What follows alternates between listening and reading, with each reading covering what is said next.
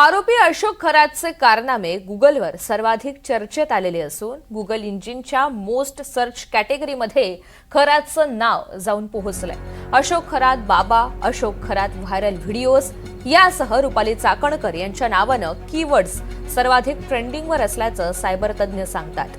Social मीडियावर आक्षेपार्ह videos मोठ्या प्रमाणावर व्हायरल होत असल्यानं अनेक व्हॉट्सअप ॲडमिन, फेसबुक आणि इंस्टाग्राम प्रोफाईल धारक सुद्धा अडचणीत आलेले असून त्यांच्या विरोधात सायबर पोलिसांनी थेट गुन्हे दाखल करण्यास सुरुवात केली आहे। याबाबत सायबर तज्ज्ञ तन्मय दीक्षित यांच्याशी सविस्तर बातचीत केलेली आहे आमचे प्रतिनिधी प्रांजल कुलकर्णी यांनी। अशोक खरातचे कारनामे खरं तर सध्या गुगलवर देखील ट्रेंडिंगला हे बघायला मिळत आहेत। सोशल मीडियात तो ट्रेंडिंगला आहेत। यासोबतच आपण बघितलं तर अनेक आक्षेपार्ह व्हिडिओ देखील सर्रासपणे हे व्हायरल होत आहेत, कोणीही अपलोड करतायत आणि या विरोधात आता सायबर पोलीस देखील ॲक्शन मोडवरती आलेले आहेत। दरम्यान एकंदरीत या सर्व पार्श्वभूमीवरती आपण बोलणार आहोत सायबर एक्सपर्ट तन्मय दीक्षित यांच्यासोबत। तन्मय, कशा पद्धतीने हा बाबा ट्रेंडिंगवरती आहेत, काय काय नावाने कीवर्ड्स असतील किंवा प्रायमरी वर्ड्स कसे सर्च केले जातात?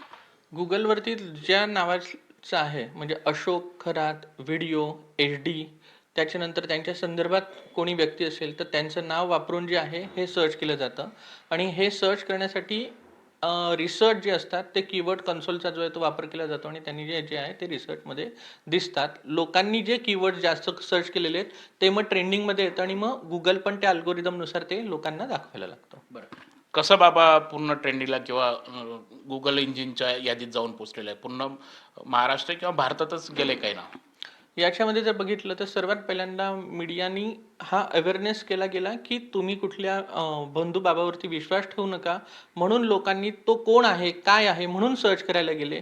ते सर्च करायला गेल्यानंतर त्याचे कंटेंट्स, फोटोज, व्हिडिओ जे आहेत ते दिसायला लागले आणि मग नंतर लोक इंटरेस्टेड होते की त्याच्यावरती केस झाली की नाही, कारण भारताचे कायदे आहेत, संविधान आहे, त्यामध्ये दिलेल्या पॉईंट्सनुसार केस झाली की नाही, लेटेस्ट अपडेट काय आहेत हे बघण्यासाठी लोक जसे सर्च करायला लागले तर केसेस रिलेटेड कीवर्ड्स आले आणि अजून ते जास्त ट्रेंडिंगला गेलं। बरं, आपण बघितलं तर भारतात देखील म्हणजे पूर्ण इंडियाचं देखील काढलं तर जवळपास 10K की 20K क्रॉस झालेलं दिसते। बरोबर आहे। सो लोक इंटरेस्टेड आहेत या केसमध्ये आणि काय केसचे पुढे ॲक्शन होणार आहे, कशी कारवाई होऊ शकते, कारण याच्यामध्ये बरेच जण जे आहेत ते पीडित झालेले आहेत।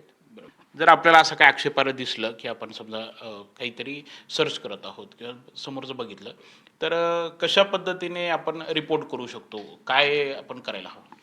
आपल्याला कुठल्याही प्रकारचा फोटो, व्हिडिओ, ऑडिओ हा फक्त अश्लीलच नाही पण कोणाला त्रास देणारा, बुलिंगचा, हॅरेसमेंटचा, जातीयवाद वाढवणारा आक्षेपार्ह व्हिडिओ किंवा कंटेंट असेल तर त्याच्या राईट साईडला 3 सेटिंग सारखे डॉट्स असतात, त्याच्यावरती क्लिक करणं आवश्यक आहे।